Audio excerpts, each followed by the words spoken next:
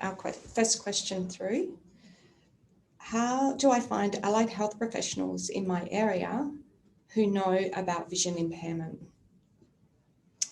Okay, so you can find further information about health professionals who may be in your area by searching the database we have on the Deafblind Information Australia website. I'll paste a link to where that is found on our website in the chat, so you can have a look at the database that we have created there. Just grab that now.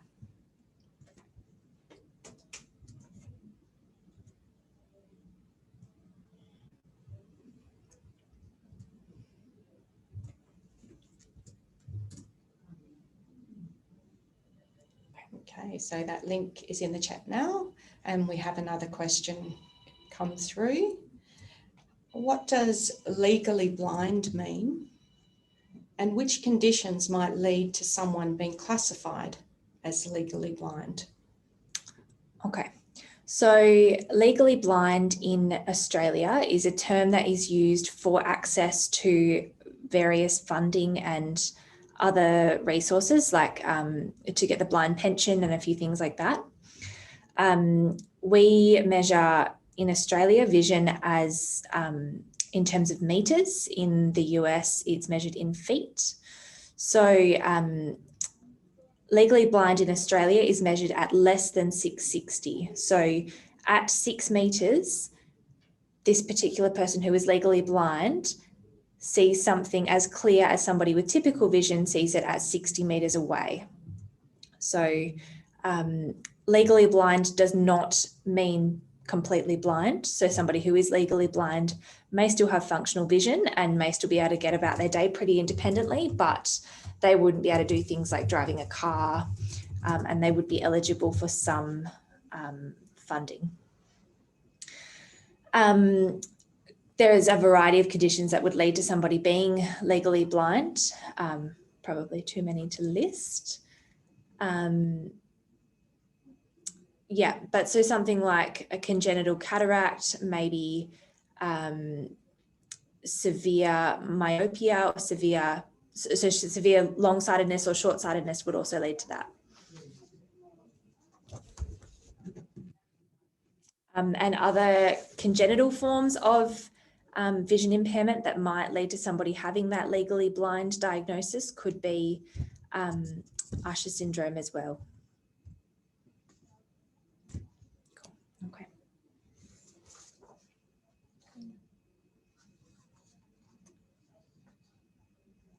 Okay, we have another question come through. Could you explain 660 again, or the way that vision impairment is measured? Okay, so you may have heard of having 20/20 vision, which is what's called perfect vision. In Australia, we call that 6/6 vision.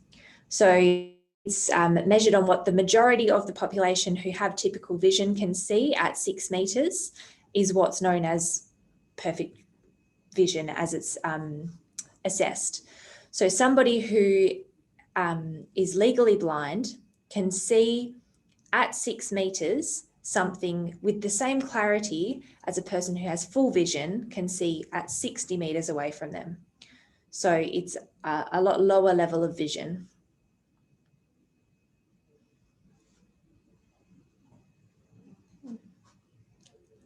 Our next question.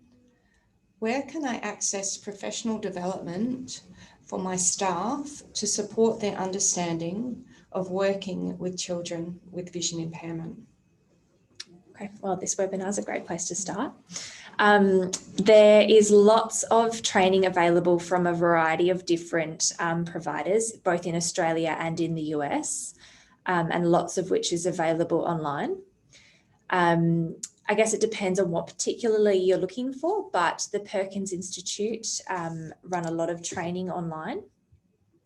You can also access through the Renwick Institute for Deafblind Children. They run some online webinars and they have some training online. And there's also lots of specific training on cortical vision impairment, again, through the Perkins Institute that you could access. If you're interested in taking it a step further, the Macquarie University offer a master's degree in sensory disability, which would teach you lots about that too. I'm just popping those names in the chat as well. And as of today, the Royal Institute for Deaf and Blind Children, which we've known for many, many years as RIDBC, has changed name. And I think it's called, I read it this morning. Next Sense. Next Sense. I was going to say that. All as one word. All word, yeah. So look out for that name. Yeah, they're a leader in sensory impairment and children's services. Yep, and have a lot of online PD. Okay. Just finishing the chat now. There's another question that's come through, which says, my son is 7 months old and we have a structural diagnosis, but we're not sure of what he can and can't see. At what age and through what methods can we start looking at determining this? So if you're not sure about what your child can and can't see, the first step would be to talk to your ophthalmologist, who you might be seeing through a hospital if you're in Australia. We have access to an orthoptist who can measure the functional vision of a child. And they are specifically trained in ways that you don't need to be able to identify letters or shapes, but they can have a look at the child's behaviour and the way that they use their eyes in their natural environments, like at home. And they can help to figure out approximately what that child can and can't respond to when presented to them. So that might not be a concrete kind of picture of exactly what they might be able to see, but they would be able to give you a fairly rough estimate of what that looks like. It's Melanie speaking. I would also add there that you kind of get multiple ongoing assessments to monitor over time and build a picture of that. If you don't have easy access to an orthoptist who's experienced in assessing children and assessing children with disability, then I would encourage you to talk to your planner about getting some funding to travel to somebody who can provide that service, or getting that person to travel to you, because assessment in that person's familiar and known environments is possibly the preferred way that they would assess. It might depend on the individual orthoptist and the facilities they have available, but yeah, that would be definitely worth getting in your NDIS plan.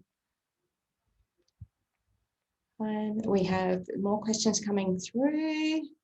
Okay, if a baby has a vision impairment, should he wear glasses? That depends on the child and what their vision impairment is and whether they would benefit from glasses, because not all children who have vision impairment require glasses, or glasses would be useful for them. So I'd really encourage you to go back and talk to your eye doctor, whoever that might be, and discuss with them whether they need glasses or not. The next question, what is the earliest age to engage an orthoptist? As soon as you can. I know the orthoptist that we work with here at Senses loves working with very little people to help their mums and dads figure out what they can see. So yeah, I'd say from anywhere from 3 months on, get them involved and get it happening. In Australia, children's hospitals will have orthoptists working in their eye clinics. So that would be an option. But if you also have therapy funding, then there would be, if your health system isn't providing that assessment, then you have a means for arguing that your NDIS plan should.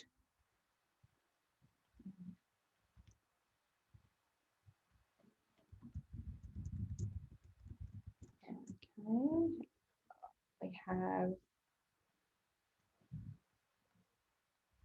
another question here. How many children in Australia have a vision impairment? So at this stage, we don't know how many children in Australia have a vision impairment because it's not mandatory to register when a child is diagnosed. What used to be called RADVC, Next Sense, estimate that about 4 in every 10,000 children born in Australia have a vision impairment. And Next Sense maintain the Australian Childhood Vision Impairment Register, which I mentioned in the presentation, and their aim is to try and gauge a more accurate picture of what vision impairment looks like in Australia. And the hope is that when we have a more accurate picture, there'll be more research and more resources available for these kids and their families.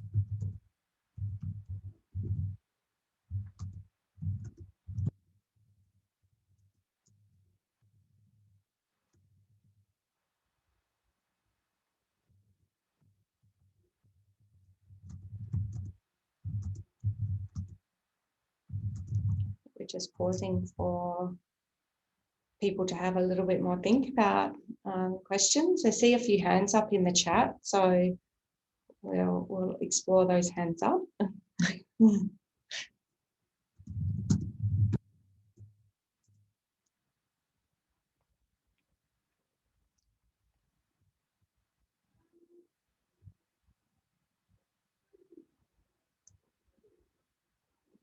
No.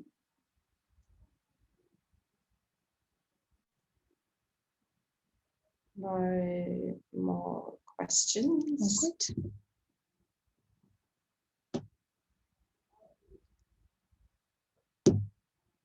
I'm just waiting for one more response from a hands up.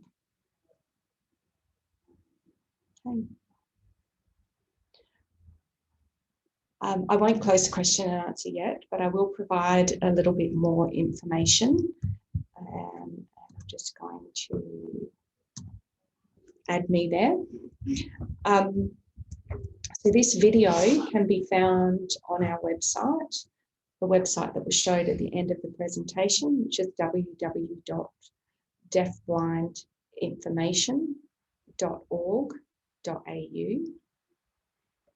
If you go to the section on the top menu or the main menu about deaf blindness, and then you go down the side menu to sensory impairment, you'll see a section blindness and vision impairment, and today's video will be is already there, along with the transcript of the video and the references for the presentation.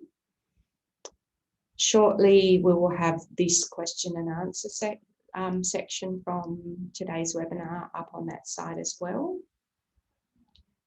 If you would like to see last week's presentation, which was entitled Introduction Deaf and Hard of Hearing, that is also in the same section of the website under sensory impairment and deaf and hard of hearing.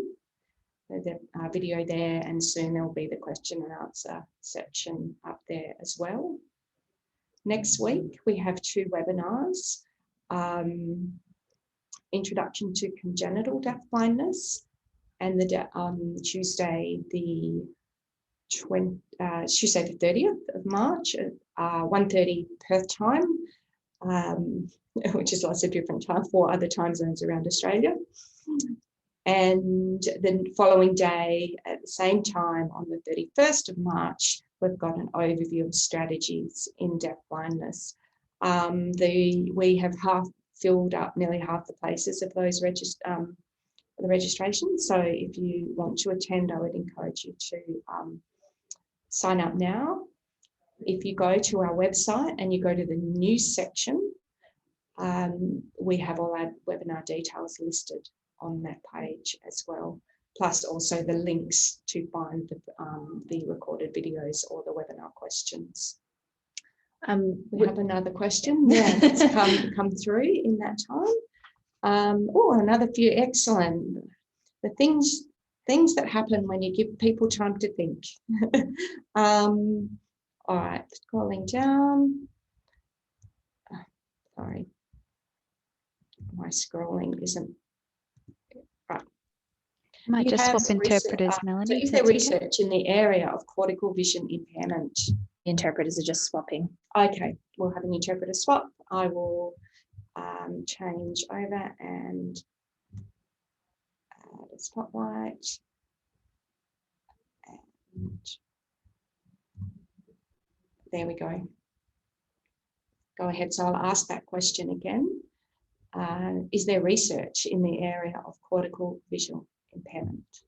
Yes, so we are currently producing some fact sheets about a variety of conditions in congenital deafblindness.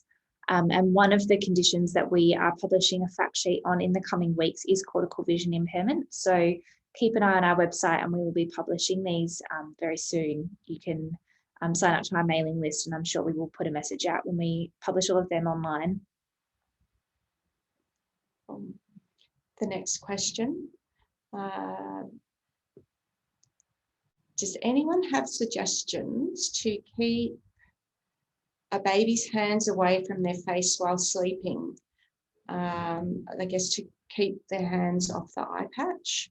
We're currently swaddling, but this is very limiting to movement as he gets older. Our allied health team haven't been able to come up with an alternative solution. This may be better an off-blank question, but they thought they'd give it a try anyway. How do you want to take that one, Emily? If anybody in the webinar has suggestions, do you want to send them through to us? Otherwise, the person who asked the question, we've got your email address. We might email you after the presentation to chat through that. Yeah.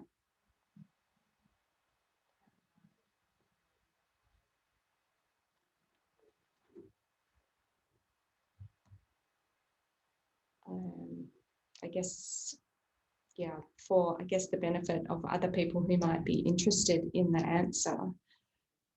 It's often quite a complex answer where lots of factors need to be looked at.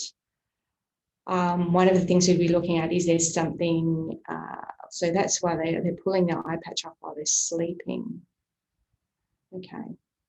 But I guess certainly if that's happening during the day, while they're sleeping, it might not matter so much because their eyes are closed and they're not using their vision.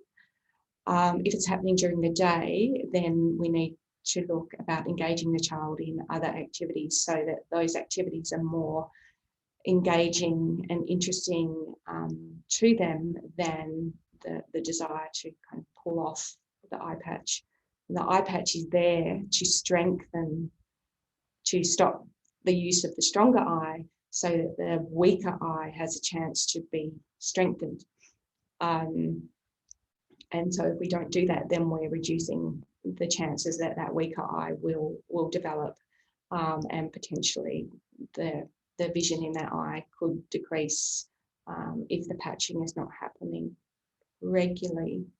But how you find the answer to keep that child engaged and amused is a very, very personal one that is at a very individual discussion level. Yeah. Often, swaddling may or may not work, but if there's that desire to remove the patch, that's going to happen no matter what you do. So again, it's finding those interests, working out what it is that it might distract them from this.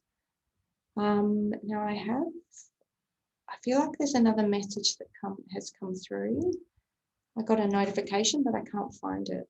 I think it because that one came as two separate ones. I think that's what it is. Yeah, okay. Lovely. Okay, we'll pause again for any other questions that might come through.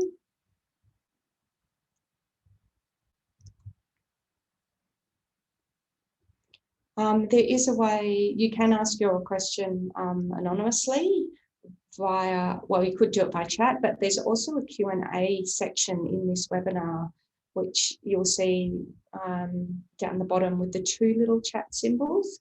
So you can ask a private question that other people won't see, or and we can choose to answer that just directly via typing, or we can answer it live online as well.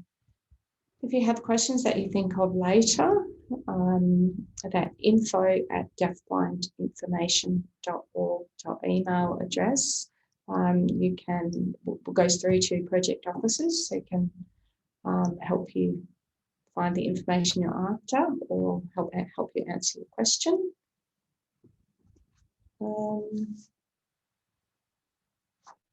And if there's no more questions, then I think we will wrap up the session. Thank you everyone for attending. Lovely turnout today. I hope you've enjoyed the webinar, and we hope you will join us in the future ones next week. Thank you to the presenter, Emily Rivat. Emily, my daughter. No, not my daughter, Emily McDonald. Thank you to our interpreters, Teal and Glenda, and our captioner, Michelle. Thank you and goodbye.